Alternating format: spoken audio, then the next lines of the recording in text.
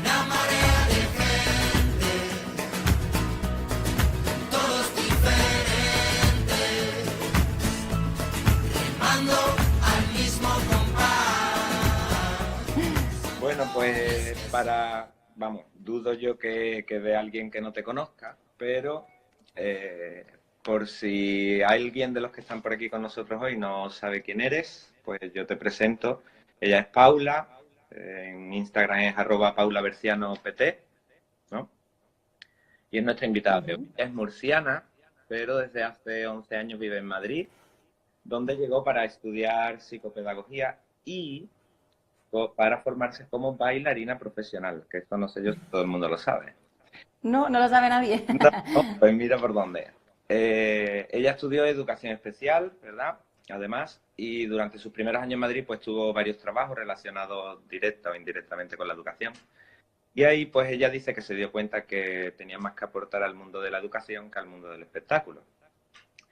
La parte de su aportación al mundo de la educación la conocemos bien, no sabemos qué habría dado en el mundo del espectáculo, quizás también, no lo sabemos.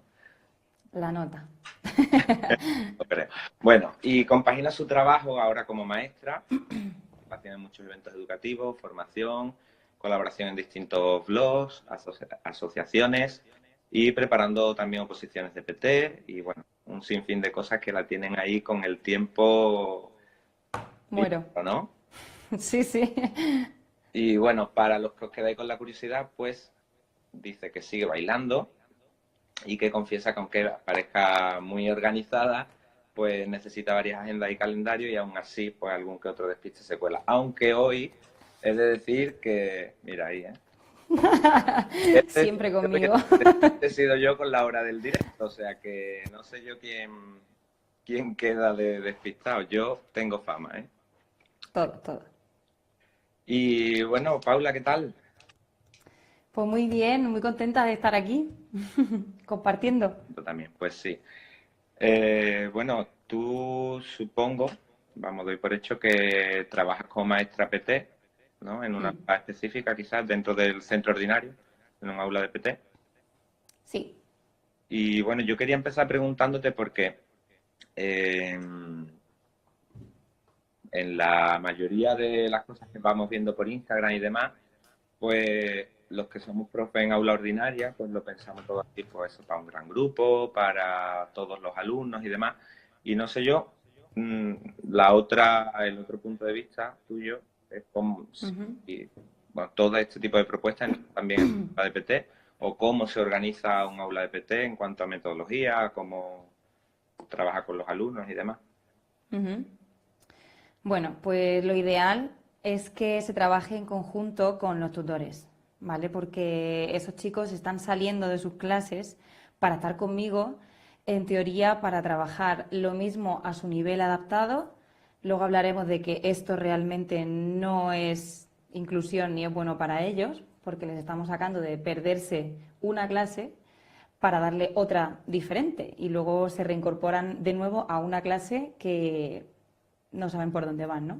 Entonces, lo primero hay que tener muchísima coordinación con los tutores. Yo lo primero que hago es reunirme con todos, ver las adaptaciones curriculares en común para que tanto ellos como yo sepamos qué trabaja cada alumno y qué se le puede exigir, sobre todo, porque muchas veces los tutores que no colaboran en la elaboración de estas ACIS no saben por dónde van sus alumnos, entonces les tienen en clase un poco aparcaos, por así decirlo, o viendo a ver qué pueden hacer, qué no, les doy una ficha, qué hago, ¿no? Entonces yo me preocupo mucho por eso, porque ellos sepan muy bien por dónde van, porque también es comprensible, tenéis 20 y tantos niños, cada uno es un mundo, porque no solo son los acnés, sino que luego hay niños muy diversos y hay que atender a todos. Y bueno, luego en cuanto a metodología, pues te diría que cada PT puede llevar una metodología totalmente diferente y tener muy buenos resultados. Está claro que cuando tienes alumnos con necesidades especiales, necesitas valerte de multitud de recursos. Juego, movimiento, música si hace falta, nuevas tecnologías, o sea, usar todo lo que sea de su interés para motivarles, porque de entrada son alumnos bastante poco motivados porque saben Claro. que tienen una dificultad añadida, la mayoría lo saben, no viven en un mundo paralelo, ellos Claro. saben que van a PT porque tienen algún tipo de dificultad, entonces hay que motivarles mucho. Y bueno, ya dentro de las metodologías, que sabemos que hay un montón, pues una vez conoces a tus alumnos, yo me valgo muchísimo del juego, como sabes, pero no me olvido del trabajo de las emociones, porque creo que si un niño no está emocionalmente bien, no vas a conseguir enseñarle nada porque no le va a interesar. Totalmente. Además, yo creo ahí de lo que hablabas un poquito, que tenemos que, los que somos tutores de la aula ordinaria, pues hacer un poquillo de revisión, ¿no? Porque muchas veces esa falta de motivación no solo viene por el autoconcepto que ellos tengan de sí mismos, sino por lo que hemos hecho antes con ellos, ¿no? Sí, Llega un momento en el que ya se deriva a lo mejor bueno, empiezan a trabajar con la PT, pero antes o durante, incluso cuando ya están trabajando, por ejemplo, contigo, ¿no? El resto de horas que está en clase, cómo los tratemos y si, como tú dices, los dejamos ahí aparcados hasta que te vuelva a tocar salir con la PT, un poco entreteniéndote de mientras, obviamente estamos siendo un perjuicio grande, ¿no? Para ellos, sobre todo el tema de la motivación, ¿no? Y de la autoestima. claro. Sí, sí, totalmente, ¿no? Y al final no es que los tutores falta mucha conciencia, ¿no? Para tutores y para cualquier maestro que no sea PT, falta mucha conciencia y más formación que no se da, seamos realistas.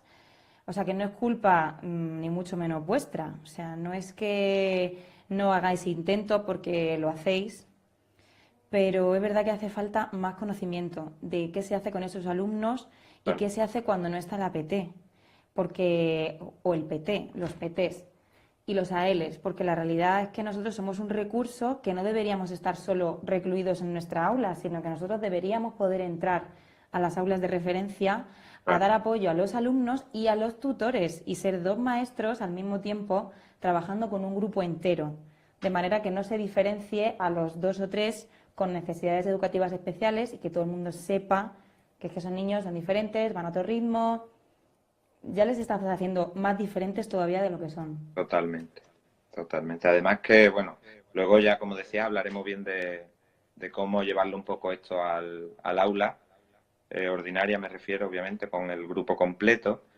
Pero bueno, yo antes quería preguntarte también, he leído mucho sobre ti y demás en tu perfil y demás. Y, tengo entendido que trabajas con metodología Montessori también, ¿no?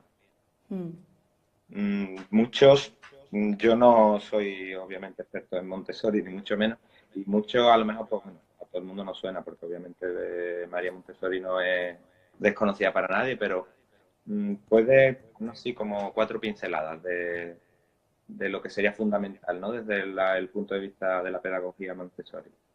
Hmm.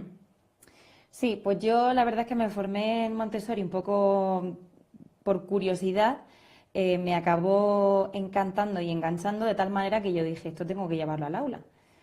Es una pedagogía que es muy vieja, porque del siglo pasado, Totalmente. pero es una pedagogía alternativa y al mismo tiempo innovadora, porque hay que recordar que no solo se innova con las tablets y con los móviles, sino que también se innova haciendo cambios en la educación, Pues, ¿vale? Y creo que María Montessori en su día fue una súper innovadora y a día de hoy lo sigue siendo, obviamente, con toques modernos, porque cuando existía María Montessori, pues no existía la tecnología que hay ahora. Entonces habría que renovarla y eso es lo que yo he hecho en mi clase. Es una pedagogía que se basa en la educación para la paz, sobre todo, en el respeto al ritmo de los niños, en no imponerles una tarea, sino que ellos elijan qué quieren hacer de manera autorregulada. ujú. Lleva, por supuesto, una trayectoria en la que los niños desde bien pequeñitos son enseñados a tener ese autocontrol, a realizar unas normas conjuntas, a saber elegir, a amar el trabajo. Entonces no tienen ese rechazo, esa desidia que estamos creando ya en los niños a partir de 5 años por coger un lápiz, sacar la libreta y, madre mía, ¿no? Además, se fundamenta en unos materiales manipulativos, ahí no hay libros, ni hay aulas, ni hay pupitres, se trabaja mucho en el suelo. También hay pupitres para el niño que lo quiera usar, o sea, no hay nada restrictivo. Pero es verdad que es una pedagogía más libre, sin Ujú. ser una pedagogía libre 100%, porque 100% no hay nada, Ya, pero Montessori menos, que hay mucha gente que se confunde. Y es una pedagogía que al final hace que los niños quieran aprender a su ritmo, porque no fuerza a un niño de 6 años a que lea porque le toca leer, sino que ese niño a lo mejor no tiene curiosidad ni está preparado para leer a los 6 años, pues ya leerá a los 7. Pero a ya. lo mejor a los 6 años tiene una curiosidad increíble en las matemáticas y tiene un nivel en matemáticas con 6 años que otro niño con 9 no ha alcanzado.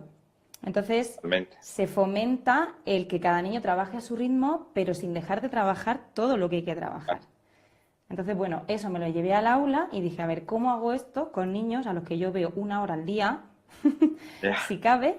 El resto están con sus tutores haciendo otras metodologías X. ¿Cómo lo hago? Pues me centraba en la parte del respeto a los ritmos del niño en el uso de materiales manipulativos. Muchos de ellos son específicos de Montessori, ¿vale? Porque ella creó unos materiales específicos que si se buscan en internet, materiales Montessori, todo el mundo más o menos los conoce. Entonces, aunque tengo algunos de esos materiales que son muy caros, otros me los he fabricado yo, pero es verdad que sí que he hecho mis truquillos para que los niños sean capaces de elegir qué quieren trabajar sin dejar que trabajen nada de lo que yo tengo preparado para ellos. En fin, es un sistema que tendría que explicarlo y largo y tendido, pero del que voy a hablar próximamente en mis redes y en mis posts. Así que si alguien tiene curiosidad estaremos pendientes. sobre cómo he conseguido eso, porque lo estoy consiguiendo, ya lo leerá. Bien, pues estaremos muy pendientes, vamos, yo por lo menos, y espero que todos los que nos ven, porque a mí, ahí, vamos, no sé los demás cómo lo verán, ¿no? Tú que me dirás que eres la que sabes, ¿no? Yo no, hay veces que, bueno, una metodología así completa, ¿no? Que bueno, es lo que estabas diciendo tú también un poco, que las adaptaba a tu aula, a veces nos impone mucho, ¿no? Y es como o todo o nada, nada. Y hay veces que, aunque no podamos poner en práctica a lo mejor la metodología 100%, sí que podemos aprender mucho de esa pedagogía y de esa idea de fondo, ¿no? Yo, por ejemplo, Exacto. con cosas muy importantes, ideas muy importantes, el hecho de los espacios, cuidar los espacios. Siempre no me ha parecido como alguna idea muy clara que todo esté al alcance de ellos, ¿no? Para fomentar esa autonomía. Mm. El hecho de que el espacio de aprendizaje no es solo el pupitre, ¿no? Como tú decías, bueno, puedes cogerlo si quieres, claro, si te sientes más cómodo escribiendo en el pupitre o lo que sea, pero que aunque a lo mejor pues lo vean como algo muy grande, muy lejano de poner en práctica, siempre podemos aprender cosas, yo creo, ¿no? Sí. Sí, no, no, yo de hecho nunca he usado ni nunca usaré una única metodología en el aula porque no funciona. Y porque es absurdo que yo les imponga una metodología a unos niños que vienen 1 hora al día a mi clase, cuando luego están con otros profes, cada uno tiene su metodología, y luego a cada profe le funciona lo suyo y ellos se acostumbran a diferentes metodologías. Entonces, bueno, creo que mezclar y unir es el éxito al Pues final. de mezclar y unir metodología nos hablabas antes también de gamificación, ¿no? Mm. ¿Qué propuestas así, no sé, qué ideas principales si nos puedes rescatar de ahí un poco? ¿Algo que te haya funcionado o un poco la idea con la que lo utilizas? ¿Qué gamifica en clase? Pues sí, debo ser una de las pocas petes locas que haya por la vida gamificando, porque es chunguísimo, vamos a decirlo claramente, que estamos aquí en confianza. Totalmente. Eh, es muy difícil y además mezclarlo con Montessori y con adaptaciones curriculares y Claro, es una locura, pero es verdad que obviamente yo no me puedo meter en proyectos de gamificación súper grandes. El año pasado lo hice, ojo, me salió bien, pero tenía que hacer muchos reajustes yo- constantemente, cosa que a lo mejor en una tutoría puedes controlar más, porque siempre es el mismo grupo, siempre los mismos agrupamientos. En PT es como cada hora tienes agrupamientos diferentes. Para llevar un control de eso es una locura y encima son niños muy predecibles, que tú puedes haber programado una actividad, pero ese niño ese día o no te viene o tiene una crisis emocional. Los TEA, por ejemplo, esos son totalmente impredecibles. O un niño con algún trastorno negativista desafiante que es que ese día no quiere por sus narices hacer nada. Ya. Entonces, claro, es súper difícil y yo de la gamificación al final me he quedado con técnicas. El uso de tarjetas recompensa, el darles puntos por comportamiento, por mostrar a ellos unas conductas pactadas. Pues, por ejemplo, pues el niño que tiene TDAH, pues ¿qué crees que debería mejorar? Y ellos mismos te dicen, pues yo mirar a las personas que me hablan o estarme más tiempo sentado o no pedir tanto ir al baño. Pues esas cosas se pactan con ellos, hacemos un contrato y yo les doy puntos cada vez que van haciendo esas cosas, ¿no? Entonces yo me implico con ellos en fijarme. Dime. Que me parece súper importante eso que está diciendo, ¿no? La parte de que esté pactado con ellos, que ellos sepan que le estamos... Sí, A veces pedimos portarse bien y portarse bien es tan grande y tan subjetivo. claro. Me parece Hay súper que, importante eso. hay que concretar, claro. Entonces yo todo lo concreto con ellos y les doy pequeños puntos y recompensas por mostrar esas conductas.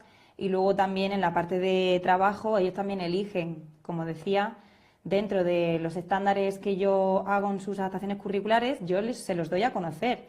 Les digo, chicos, vais a trabajar en lengua esto, en mates esto, ¿cómo lo queréis distribuir? ¿Cómo lo vamos a hacer? Seleccionamos esos estándares, los traducimos a su nivel de competencia, porque claro, decirle... Ni nosotros, o sea que... Claro, decirle tienes que trabajar la descomposición en unidad, decena, centena, pues para el niño eso es un poco, pues se lo pongo un poco a su nivel, ¿no? Pues trabajar los números de 3 cifras hasta el 1000 o tal.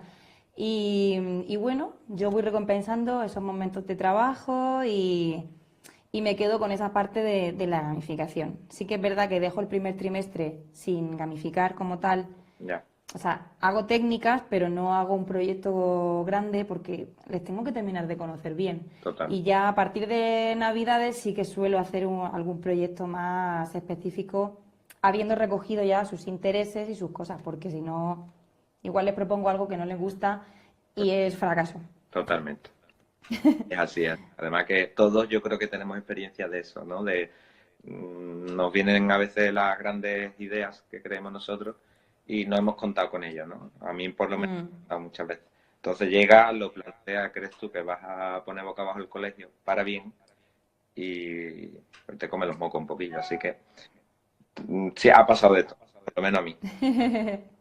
Y yo te quería preguntar otra cosa, y es que sé que estamos como saltando un poco de una cosa a otra, pero es que haces tantas cosas que me parecen tan interesantes que te... Que me meto en todo, Pedro. Sí, sí. Pues es bueno, es bueno. Y además con eso pues aprendemos más cosillas también. Te he leído también sobre disciplina positiva. Y es verdad que es un concepto que yo creo que para muchos puede ser más novedoso que lo que hemos estado hablando hasta ahora, ¿no? Entonces sí que me gustaría, pues, a lo mejor no podemos entrar en profundidad, ¿no? Pero, ¿qué es eso de la disciplina positiva? Así como un resumidito.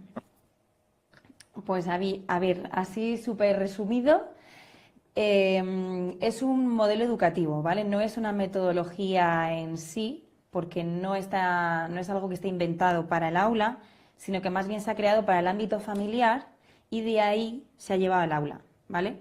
Y es un sistema de educar a los niños desde bien pequeños en un estilo que está a medias entre la firmeza y el cariño y la amabilidad, por así decirlo, ¿vale? Todos, o sea, por ponerte un ejemplo y que todo el mundo lo entienda, estamos muy habituados, por desgracia, a ver niños súper mimados, Sí. que han podido ser criados a un estilo muy permisivo, o por el contrario, ver niños que se rebelan o que son totalmente sumisos porque han sido educados bajo una autoridad excesiva, ¿no? Pues sí. Y es así, o sea, no es que todo el mundo sea extremista, pero siempre tiramos a un extremo o al otro, incluso una misma familia se comporta a veces de manera demasiado autoritaria, a veces demasiado permisiva, y me vuelvo a ir al polo del autoritarismo y ahora me siento mal y me bajo al polo de la permisividad. Entonces, claro, a los niños los volvemos locos. Este sistema está a medio camino, ¿vale? Es firme, pero también amable, por intentar decirlo de manera resumidísima, ¿vale? Y se inventó, pues eso, en el ámbito familiar, pero es verdad que se puede llevar al aula perfectamente y de hecho se está llevando desde hace algunos años. Las personas que nos formamos en esto, primero nos formamos generalmente en familia, ¿vale? Para ayudar a familias a gestionar el estilo educativo y luego lo podemos llevar al aula con dinámicas, ¿vale? Como dinámicas grupales que se pueden hacer con todo el aula y en definitiva pues les enseñas a comportarse a los niños. La finalidad es que ellos se conviertan al final en niños y niñas autónomos, capaces, no dependientes y que sepan muy bien qué les está pidiendo el adulto, ¿vale? Porque muchas veces, claro, cuando bailas entre un estilo y otro, el niño no sabe. ¿Y qué pasa? Que dices que el niño me torea. Claro que te torea, porque tú le estás toreando también a él. Claro. Ahora te castigo, Te enseña. ahora te dejo que hagas esto porque me siento culpable. Entonces se supone que es llegar a un estilo intermedio en el que no haga falta el castigo, tampoco haga falta que seas permisivo y que el niño haga lo que le dé la gana. Y bueno, esto lleva al aula, pues ya te digo, mediante dinámicas, grupales, ordenaditas en el tiempo, conseguir primero una cosa y cuando esté consolidada consigues la otra. Yo Y creo al final es un estilo que de iría, vida. ¿no? Un poco en el modo en el que hacemos las cosas también luego en el día a día. Sí, Además de las dinámicas, va un poco en esa forma o ese modelo que queremos ser de docente, ¿no? A mí se me venía ahora escuchándote la idea un poco de que el ser estricto, me refiero no en la forma, sino en los límites, ¿no? Es decir, bueno, no puedes hacer esto, ¿no? Y claro. tú lo sabes, ya lo contaste antes, pero que lo estés haciendo, que te estés saltando una norma o que yo te tenga que corregir, no implica que yo te tenga que retirar mi efecto, ¿no? O que te tenga que gritar, o sea, el límite no tiene que ir unido a las malas formas, ¿no? No sé, me quedo Exacto. un poco con ese. Sí, no, y aunque, y ya no está solo en las formas, porque tú puedes muchas veces hacer un castigo, seguir siendo cariñoso, pero el castigo lo estás haciendo. Ya, Entonces, tampoco es eso, ¿sabes? Es el hecho de aplicar una serie de estrategias con las que tú llegues a evitar que haya que hacer un castigo, por vale, ejemplo. Por eso se suele decir que en disciplina positiva no hay castigos, hay consecuencias. que no es lo Y mismo. las consecuencias no van en forma de castigo.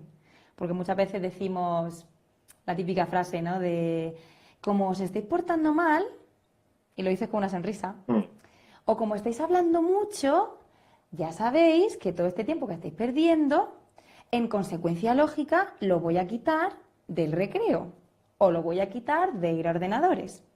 Eso es una consecuencia lógica, sí, pero disfrazada, es un castigo, es un castigo, realmente, claro. ¿vale? Es un castigo. Hay otras maneras de conseguir que los niños no hablen tanto sin necesidad de quitarles esa hora de informática o del patio o de lo que sea, ¿vale? Entonces, de eso se trata. Ante todo, queremos pediros disculpas porque algunos fallos técnicos no nos han pedido guardar la entrevista al completo y solo os hemos ofrecido una primera parte. Lo más importante es dar las gracias a Paula. Gracias por ser como eres y por todo lo que aportas a la educación y todo lo que has compartido con nosotros. He aprendido mucho. He aprendido que debemos buscar la inclusión real. Es nuestra responsabilidad. Para ello es fundamental la coordinación con los profesores y las maestras PT y AL y las orientadoras y orientadores. Debemos cuidar la motivación de los alumnos, a veces tan dañada. He aprendido que podemos aprender de pedagogías como la de María Montessori, a educar para la paz, a respetar el ritmo de aprendizaje, que no debemos limitarnos a una única metodología. He aprendido que debemos pactar con nuestros alumnos los retos o los objetivos de mejora que vamos a pedirles. Ellos deben conocerlo. Ellos tienen también voz y voto en esto. Por lo tanto, debemos darles esa voz y que sepan lo que van a trabajar. Pero sobre todo, nosotros debemos preocuparnos de conocerles. He aprendido también que necesitamos formación, mucha formación. Debemos saber qué hacer con nuestros alumnos cuando no está la maestra PT. Nosotros también tenemos que atender a la diversidad cuando tenemos a nuestros alumnos en clase. He aprendido que debemos aprender, valga la redundancia, a perder el miedo. a ser dos profes en clase. La verdadera inclusión sería que todos, especialistas, PT, AL, orientadora, trabajáramos dentro del aula con el grupo completo. Así nadie sería el niño raro. He aprendido que la gamificación y el juego también tienen espacio en un aula de PT. He aprendido que se puede educar con firmeza, pero al mismo tiempo con cariño y amabilidad. De hecho, no solo se puede, se debe. He aprendido que debemos dar autonomía, ayudar a nuestros alumnos a saber qué se les está pidiendo de manera concreta y sobre todo, que el castigo no educa. Por todo esto y por mucho más, muchas gracias. Gracias a todos los que nos habéis acompañado una vez más y gracias sobre todo a Paula por querer estar aquí y compartir con nosotros todo lo que ella conoce, sabe y hace. Gracias por compartir educación.